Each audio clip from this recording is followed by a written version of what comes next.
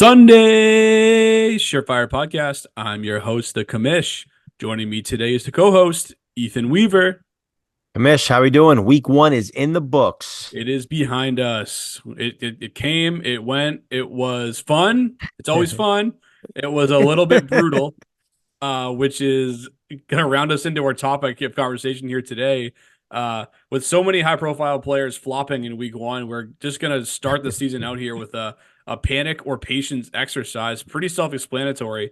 We're going to be talking about a lot of the high-profile names that you know and the guys that did not perform incredibly well on the first week of the NFL season. And we're gonna ask each other, hey, are you being patient with this guy, or are you panicking? Are you slamming the panic button as hard as you can after 1 week of NFL action? It's Sell, amazing. sell, sell, sell. Yeah, it's amazing what 60 minutes of game action can do after like months and months of offseason preparation. A lot of it can go out the window, but we'll sift through that and give you guys the answers here. So we'll just get it started at the wide receiver position. Ethan, Chris Olave started this season with 2 targets for 2 catches and 11 yards.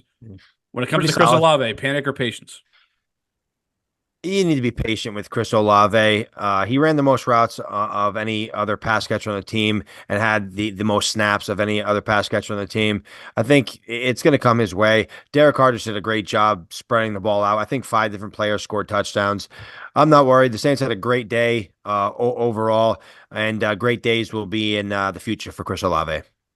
Yeah, absolutely. I mean, you got to be patient with this one. You invested probably a second round pick in him in redraft. And look, I mean, the Panthers were just complicit in their own demise. The game was over before it even started. There was no need to really pepper Olave with targets in this one. Better days are ahead. Completely agree.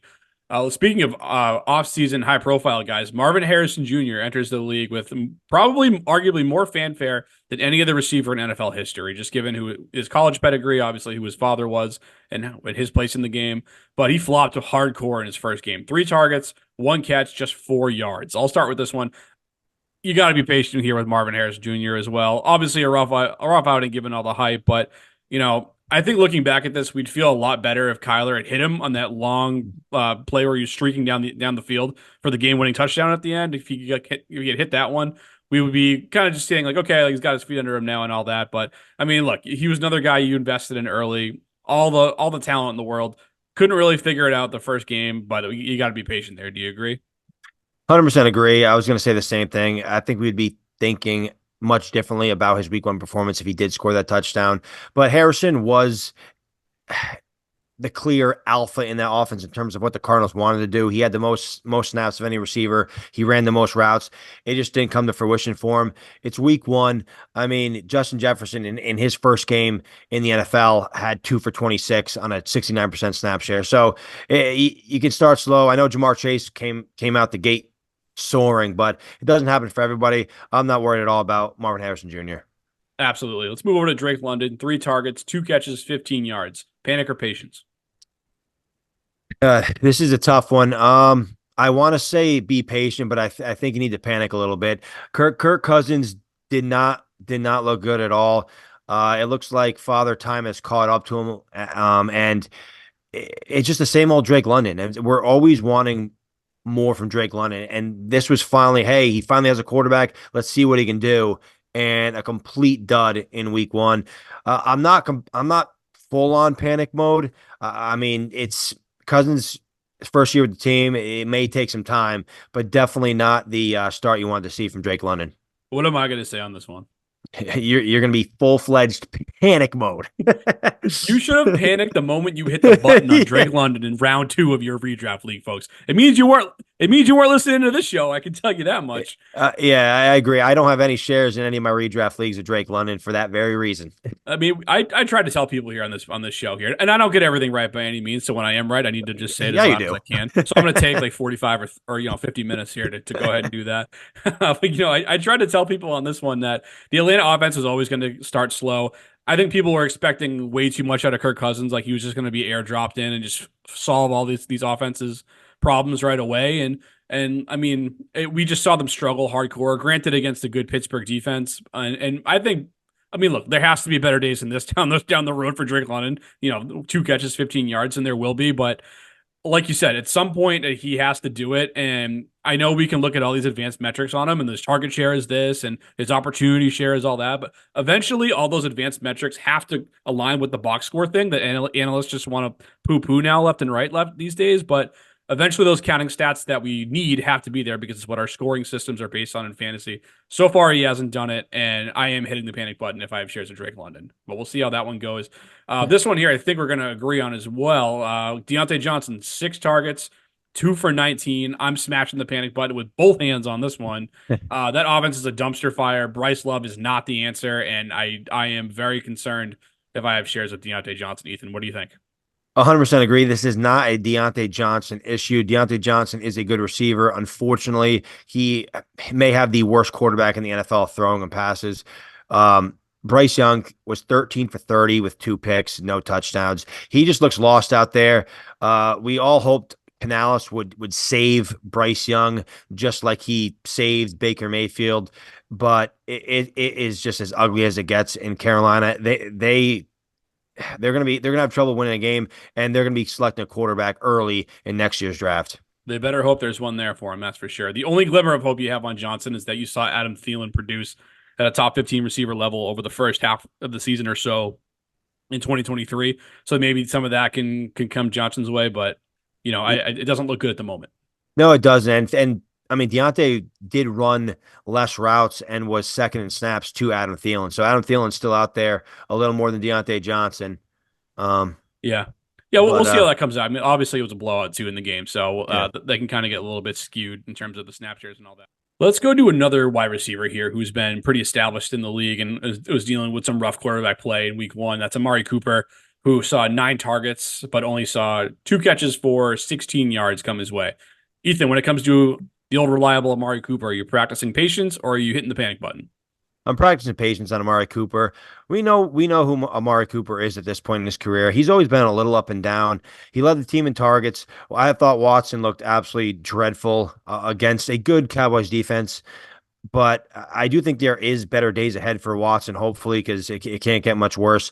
I think Cooper is still going to be his number one target. Now, I mean, David Njoku might miss some time too with an ankle injury, so I think we need to practice some patience on Amari Cooper. Absolutely. Couldn't have said it any better myself. Totally agree. Not even going to add on to that one. This next one's going to be a quick one for us, too. Amon-Ra St. Brown, 6 targets, 3 catches, 13 receiving yards. Patience, next question, right? Yeah, move on quickly. Okay, excellent. Glad we got that one out of the way quickly. DK Metcalf, 4 targets, 3 receptions, 29 yards. I'll go first here. I'm hitting the panic button on DK. I mean, he's just your prototypical fantasy receiver that you think is great until you get him on your roster and have him in your starting lineup every single week. He has high floor games. Those are going to be on the horizon too. Don't get me wrong. He's not going to go to zero. He's not going to do this every week, but that's what you get pretty much most weeks. It's a high floor, not much else. I mean, he's not going to be a guy who loses your league for you, but he's probably not going to win it for you either outside of a couple spike weeks here and there. So he stays healthy. The guy plays football. He's going to be okay, but never too great. He's why I don't want to draft a guy like him in the first 4 rounds of my fantasy drafts. 100% agree. If you listen to the show, you know that we were never big Metcalf guys. I don't have any shares of Metcalf in any of my leagues. That's dynasty, best ball, redraft. Even though best ball is the best place to get him, but he's not a guy that's gonna I think vault you to a championship. It looks like the Seattle Seahawks, they tried to use Metcalf and JSN as the 1 and 2, but Tyler Lockett just doesn't go away. I mean, JSN played 53 snaps. Metcalf 59, and Lockett only played 36. But guess who led all three in targets? Tyler Lockett. Tyler Lockett was 7. So Tyler Lockett had 7. You already said Metcalf with 4 and JSN with 2. So I don't know. I think it's going to be a mess. I don't think Geno Smith's a good enough quarterback to carry 3 receivers. So I think it's time to panic on DK Metcalf. All right, let's go to another player that's been around the block for at least five or so years at this point, and Terry McLaurin. 4 targets, 2 receptions, 17 yards. Panic or patience? I'm going to be patient with McLaurin, but I'm very close. I'm teetering on the edge of panic because I've never been a McLaurin guy, and I kind of fell into the trap as we approach redraft season. The hype started to build. The roster behind McLaurin was very, very limited. I'm like, hey, Jane Daniels has to throw to somebody. This is McLaurin's year, and obviously it didn't come to fruition in week one, going 2 for 17. I feel like the fantasy community always wants to prop up Terry McLaurin, but I mean, in his previous 5 seasons, he's been a wide receiver one 0 times, and he's been a wide receiver two once. So it's like I feel like we want McLaurin to be this alpha wide receiver one, and I just don't think that's what he is. I hope for my sake that he's gonna he's gonna start playing better. But I'm teetering on the edge of panic because Jaden Daniels is gonna take off and run the ball a lot this season. Yeah, I'm with you there. I get I get why you're on the fence there. I said patience as well for this one. A tie for the team lead in targets.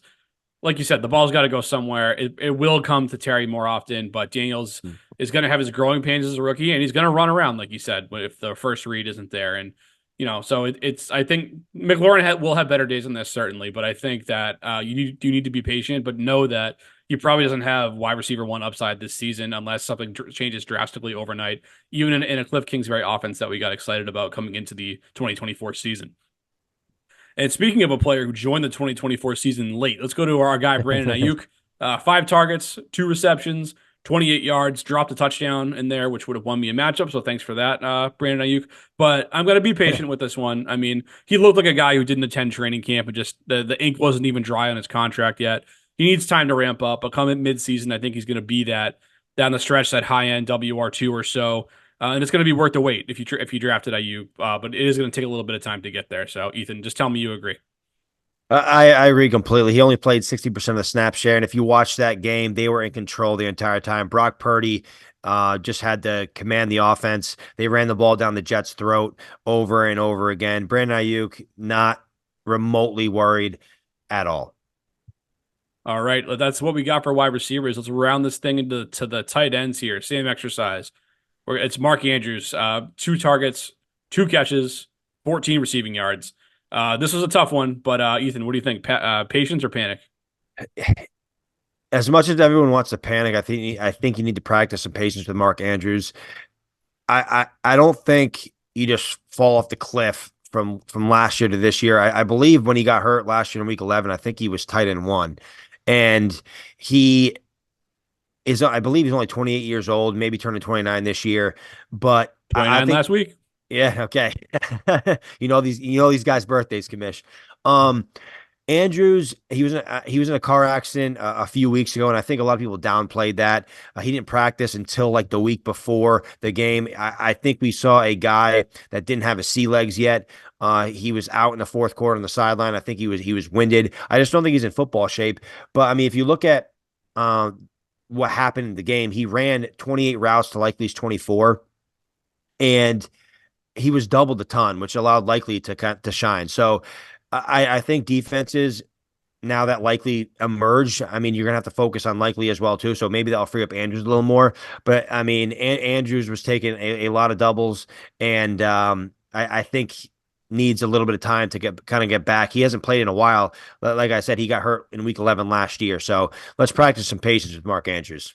I agree. Patience for me as well. And it's tough because when it's not like the targets went to Zay Flowers or Bateman or another one of the receivers. It went to another guy who plays his same position at the tight end spot. So I get why the panic meter was going off for managers who used a top 5 round pick on Andrews. So I understand that, but I'm practicing patience for the same reasons that you mentioned. Kansas City, they were chipping him a ton too at the line. Yep. That's something that you can see. Even maybe not so the routes down the field. You can't necessarily see the double teams, but you can see right at the snap they were getting their hands on him, making him his release a little bit harder. So they don't play the Chiefs every single week, which is a good thing, probably for the Ravens in general, as well as for Mark Andrews' fantasy outlook going forward. But speaking of those Kansas City Chiefs here, we got Travis Kelce next on the list. 4 targets, 3 receptions, 34 yards. I'm going to stay patient on Kelce. The offense itself here, it's going to get rolling on all cylinders as we get further down the line. The one tricky thing is here is that there's more competent weapons than there ever has been before for Travis Kelce. So the down weeks are going to be there, but I think it's going to swing his way too. He's still Mahomes' guy. He's going to score touchdowns. He's going to have highly productive fantasy weeks. I didn't have him as my tight end one this year coming in for a reason. I didn't think he was going to be the top guy again, but so you're going to get more of these dud weeks in there. but I do still think there that better days are ahead for Kelsey. Where are you at on him? I'm not panicking because I have zero shares of Travis Kelsey. But if I took Kelsey where he was going in drafts, I'd be a little panicked. And I'm not saying he's not going to have his weeks. He is. But like I said in week one in our DFS show, Rasheed Rice is now the leading target earner on that team. I don't think that's going to change going forward. So I'm panicking in a sense that I don't think you're going to get a consistent top five tight end week to week. And honestly, I'm not even sure if you're going to get a top three, top five tight end all year. At the end of the year, and I don't think he's going to be this guy when we look back at his points per game. It's going to be what we've seen in the past. So I'm panicked a little bit. He did look a little slower in week one, but hey, maybe he's kind of getting back in the swing of things. A lot of these players don't play like any snaps in preseason, so sometimes you just need a week or two to kind of get back in the swing of things. Kelsey is going to have his spike weeks, but I just don't think he's going to be as consistent as we have been accustomed to in years past. Yeah, we'll see what shakes out with him. You never know. Maybe he's distracted off the field with something. I don't even know what he has going on outside of football these days. Oh yeah, nobody does. Wicked low profile, nothing crazy going on there. But speaking of low profile here, Dalton Kincaid kept a low profile in week one, 2 targets, 1 reception, 11 for 11 yards. What do you think? You start. Dalton Kincaid, patience or panic? You definitely need to be patient with Dalton Kincaid, but it's just weird. He only had, like you said, the 2 targets, 1 catch for 11, and he played 83.6% of the snaps. So it's not like he wasn't out there. Curtis Samuel only played 17 snaps. So it's not like you had Shakir and Samuel eating up targets on the middle of the field. So I'm not really sure what happened. I think Josh Allen he distributed the football, and Josh Allen does what Josh Allen does. He just scores touchdowns by himself. So the offense runs through Josh Allen, and we were hoping that the offense would hopefully run through Dalton Kincaid, but that was not the case in week one. So I'm not panicking, and you definitely need to be patient because Kincaid's time will come. But I think for everybody that drafted him as early as they did, thinking he was going to be this like weekly difference maker, maybe we have to pump the brakes a little bit. Yeah, I'm with you on that. Overall, I'm exercising patience as well. Like you said, Allen spread the ball around in week one. No Bills pass catcher saw more than 5 targets on Sunday, which just proves that point solid. So I mean, no other receivers on this team also have like an alpha profile either. So I think that you might get a little bit of distribution from the wide receivers, but I think eventually he's going to settle in as kind of that number one role in the passing game. But Allen's going to rumble in touchdowns too, like you said. Like that's not going to change. So there's going to be some viability with Kincaid. But I'm still, I'm sitting on him, I'm not rushing to the waiver wire to make drastic changes. I'm going to roll him into my lineup again in week two. Evan Ingram here is our next guy we're going to talk about. 4 targets, just 1 catch for 5 yards. He was incredible last year, top 5 tight end finish, which was great. So we wanted to see him kind of come in and just kind of pick up where he left off, but didn't actually end up working out that way, just with the one grab. So I mean, the Jags offense as a whole kind of looked out of sorts. I mean, the guys that we thought would be really soaking up targets and inside were the likes of Christian Kirk, our guy, and then Evan Ingram too in the mix, and didn't really work out for either of them. I believe they both only caught the one pass, each of them. So the Jags offense didn't look great in this one. I think they're going to get some things sorted out going forward. But so I am going to exercise patience on him, but more so because you have to more than anything else, I guess. But what do you think about Ingram and how the Jags looked? Yeah, you have to be patient on Ingram. I'm a little baffled on the Jacksonville Jaguars and kind of how they deploy their receivers. I don't know. Christian Kirk, he was third in line in snaps. Ingram played less snaps than he typically did last year. They just didn't seem to work the middle of the field with Ingram and or Kirk.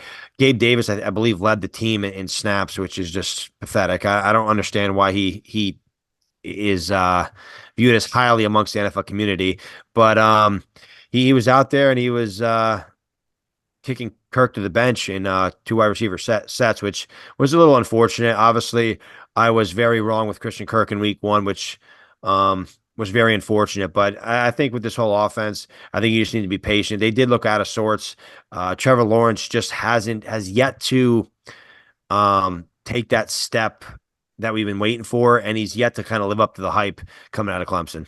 Yeah, he hasn't asserted himself at all, and I think it's kind of trickling down to all of his pass catchers. I mean, Brian Thomas Jr. had a nice game, but there's just a lot of guys here. So if Lawrence isn't ready to help that group take the next step. It might be a case where you get games like this from players on this Jacksonville offense, and it wasn't the week for Kirk, and it certainly wasn't the week for Ingram. Better days are ahead for both those guys, though, so I'd be patient on both of them, but not great results in week one. And that was also the case for our last tight end here on this list. That's Dalton Schultz, 3 targets, caught all three of them for 16 yards total. I'm panicking on Schultz. I was panicking on Schultz all offseason. 0 shares of the guy in any format, but it's just a case of they have too many wide receivers they need to get the ball to.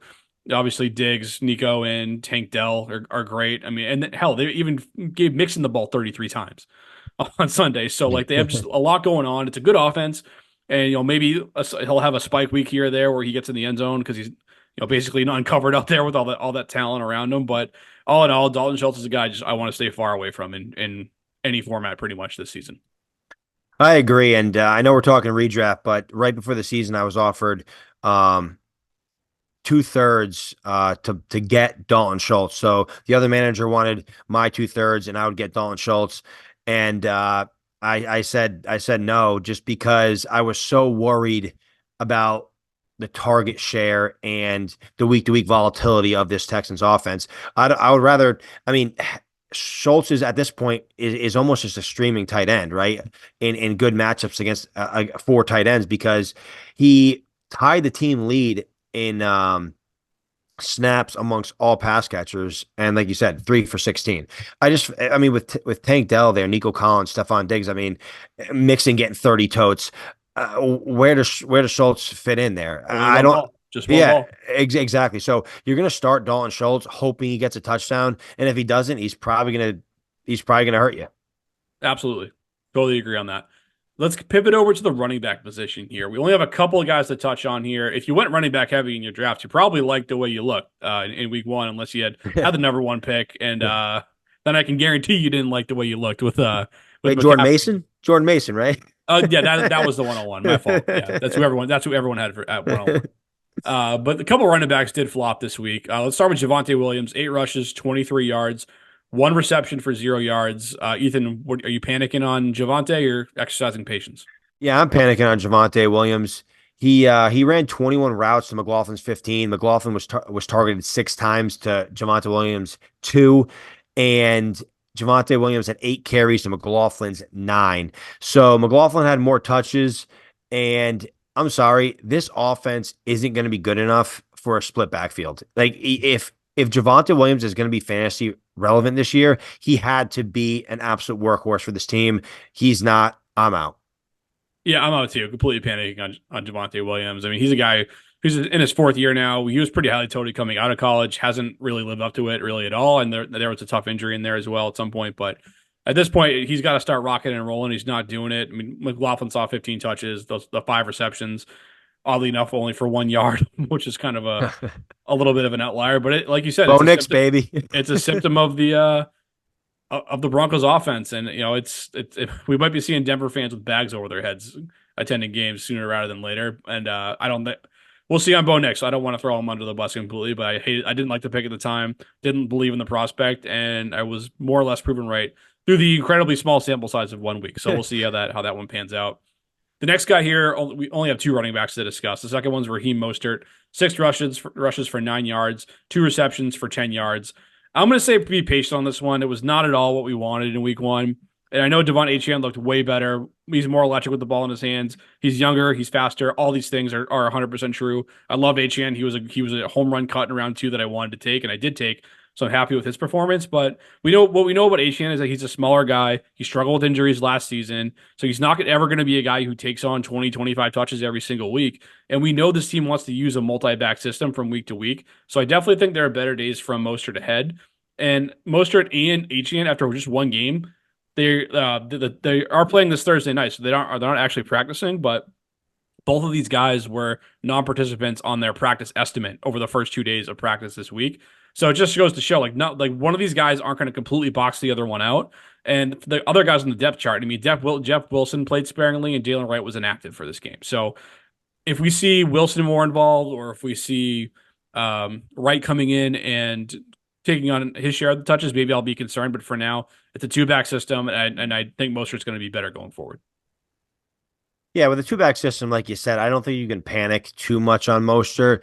But if the trend of week one does continue, I would be panicking a little bit on Mostert's touchdown upside, which is why you drafted him where you drafted him. Um, just looking at the goal line touches, uh, there was only two opportunities where the Miami Dolphins had the ball 3 yards or less to the goal line. A Chain was the back for both those opportunities. Last year, with those same opportunities, Mostert played 33 out of the possible 42 snaps on the 3 yard line in, and A Chain only had 7. So it looks like that work may be going to A Chain, which if you're a Raheem Mostert manager, I mean you're hoping for a ton of touchdown upside, which obviously that can change. And Mostert is still electric, but there's definitely a changing of the guard where A Chain looks like he may be taking on that role, and obviously A Chain crushed in the receiving game. So Mostert needs to kind of fall in the end zone if he wants some week to week stability.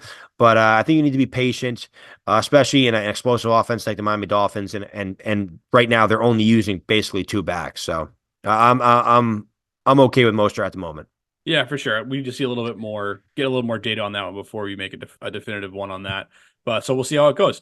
But let's go to the quarterback position. Let's round it out here with the most important position on the football field from a real standpoint, and certainly in the Superflex league. But let's start with Joe Burrow. Joe Cool, 164 passing yards, 0 touchdowns, 0 interceptions. When it comes to Burrow, Ethan, patience or panic? Obviously, got to be patient. The Cincinnati Bengals are known to come out flat. I still can't believe our New England Patriots are undefeated, 1-0. 1-0, we undefeated. It's gonna be a lot more fun to go to the stadium to the Big Razor Gillette next week when they have their home opener against Seattle. So it's gonna be a good time this coming Sunday when I'm in the stadium. But yeah, the fact that the Patriots went into Cincinnati and beat the Bengals, it's I don't know that Zach Taylor needs to address his team because that's kind of unacceptable. The Cincinnati Bengals need to get their stuff together, and Burrow's going to be fine. But yeah, a definitely disappointing performance. Yeah, I mean, patience for sure. Chase didn't attend really training camp at all. Higgins was out of this game too, so they were down their top two weapons. They had some defensive pieces not play either, but and they were very much complicit in that defeat. The Patriots fumbling punts, fumbling the ball 2 yard line going in, Yeah, like same old bungles that we grew up with apparently. But the Bungles. Yeah, yeah, it is what it is. But there's going to be better days ahead for Joe Burrow. Like you can't doubt him. He'll be he'll get it together as he gets healthy and this team starts getting better as the season progresses. The next guy here though, Kirk Cousins, has 155 passing yards, 1 touchdown, 2 interceptions. On this one, I'm smashing the panic button with both hands, kind of like I was with Drake London. I'm down on this Atlanta offense as a whole outside of Bijan Robinson. I don't really have any shares of any of the other guys, and I don't really. I'm pretty happy with that at the moment. I'll say that. But like I said, I think people were just too high on this group coming in. Like Kirk Cousins off the Achilles, learning a new system, new teammates. It was always going to take more time, and this team's going to run the ball more than they did in Minnesota. I think that's really the biggest thing people overlooked is that Minnesota's pass rate the last 2 years is ridiculous, top 6 in the league in attempts per game. So that's not going to necessarily be the case here in Atlanta. And I do think he's going to be a little bit better than this. He's going to have to be if he's unless he's going to get run out of town down there in hot Atlanta. But for me coming in, I mean he was I think I had him quarterback 19 or 20 something like that coming in, and he's firmly on the streaming radar for me coming into the year, and he's going to stay there around that same range for me as the season progresses here, Ethan. So what do you think? Are you with me on Cousins, or are you being patient on this one? I'm with you. In your regular redraft league, non super flex, he probably should be on your waivers right now. It just like I said, Father Time might be catching up, but it just didn't look good. And if he has another couple of performances like he did in week one, the Michael Penix chants they're gonna be calling for his name. They're gonna want to see him inserted in the lineup. So that's obviously some pressure on Kirk Cousins' back. But they did give him a bag. So I'm hoping Kirk Cousins can turn around because I do like Cousins, but definitely not a great start in week one. And I am panicking a little bit on Cousins. Yeah, I'm with you. I'm with you. I think Cleveland Browns fans are panicking on their quarterback a little bit as well as we round into our next guy in Deshaun Watson. 169 yards, 1 touchdown, 2 interceptions, 39 yards rushing on the ground as well. Ethan, panic or patience on Watson? I'm panicking on Watson. not so. I mean, when it comes to your standard redraft leagues, hopefully you can stream. But if I had him in Dynasty, I'd be even more panicked. But just speaking redraft, I am panicking. It just looks like he's like lost out there. He's a guy that doesn't seem like when he drops back, it seems like he's more prone to just kind of want to run around and kind of make things happen and like extend the play rather than just kind of going through his reads. Um, but yeah, Deshaun Watson, I know he was playing against a good Dallas Cowboys defense, but it looked rough. And if you're Cleveland, you gave him all this money, and if you're ownership and you look over at Tampa Bay and you see Baker Mayfield throwing 4 touchdowns, having an insane performance, you must think, damn, we let that guy walk out our door and gave this guy all this guaranteed money. I think we got screwed. It's just crazy. It's just crazy to see where Watson went and where Baker is now. And it's I am definitely panicking on Watson. I think that we're never going to see the Deshaun Watson Cleveland was hoping for. Yeah, I think that's pretty clear to say at this case that that guy's not coming back. That guy's not walking through the door. I'll say that.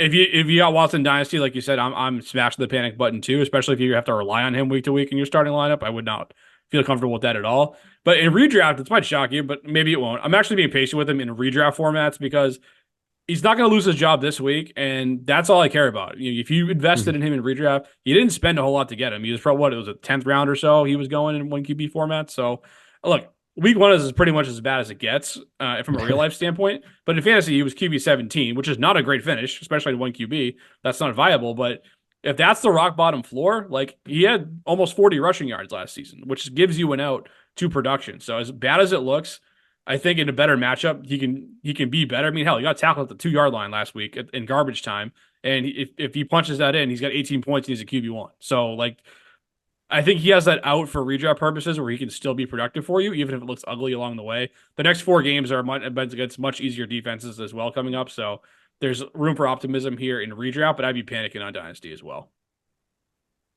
But let's go to the I believe he's the oldest player in the league at this point. I could be wrong about that. Aaron Rodgers, 167 yards, 1 touchdown, 1 pick. We'll start with you again on this one. Where are you at on old man Rodgers? Are you being patient or are you panicking on him? I'm being patient. I think it's going to take the time for the Jets to kind of come into themselves a little bit. They did have a tough matchup going to San Francisco against that defense. That was not easy.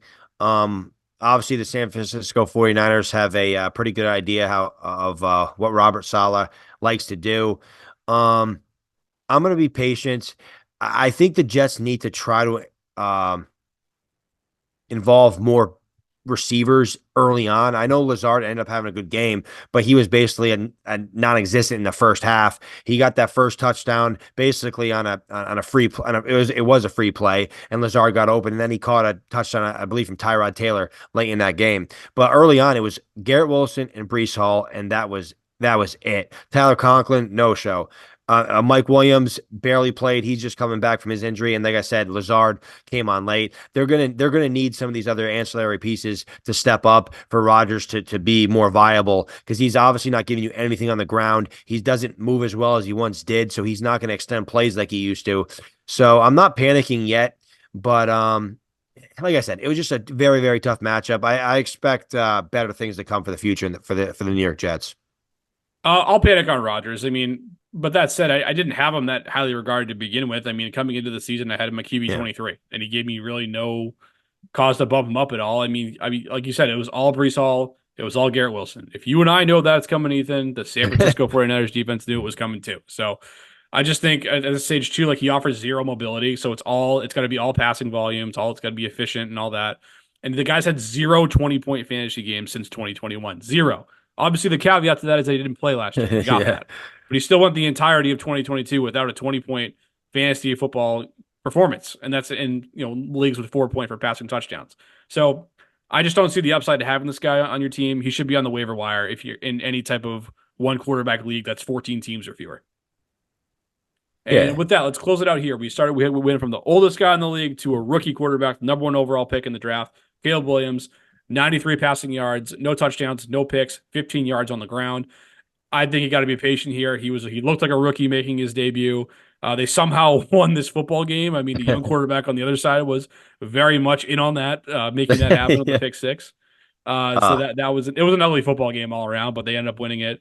Not a good showing for Williams, who was vying to become the first Bears quarterback to have 4,000 yards. 93 is not going to get it done. For that's for sure, and he's definitely not going to get done for fantasy. But he has the weapons to make it work. He might not be the dynamic player we want him to be right out of the gate here from day one, but you got to be patient and hopefully you can stream this position if you're in redraft leagues and you can kind of go somewhere else for now while he kind of works through some things and figures it out. no, agree. You can't panic on a rookie quarterback. It's kind of funny though with Caleb Williams and Jane Daniels, right? In Dynasty, most people were taking Caleb Williams at the 101 in Superflex, right? But then you go to redraft, everyone's taking Jane Daniels over Caleb Williams, and it paid off for you. I mean, Jane Daniels crushed when Caleb Williams struggled mightily. And I do think there's gonna be better days for Caleb Williams. He's gonna grow week to week.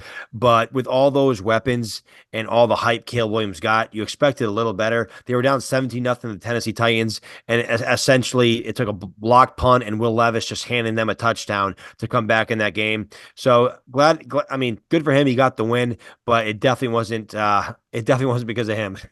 No, certainly was not. And it wasn't pretty for the Bears. It wasn't pretty for Williams, even though they got the W. And, for a lot of these guys we talked about tonight, it was not pretty at all, but that's the NFL for you. I mean, it's not going to go the way you think that it's going to go from week to week and from game to game. So we'll stay vigilant on it, folks. We'll keep giving you updates all throughout the season here. Make sure you're checking out this show as well as all of our DFS stuff that we have coming up here for you. And make sure you hit that subscribe button and follow along so you can never miss a moment of Sunday Surefire content.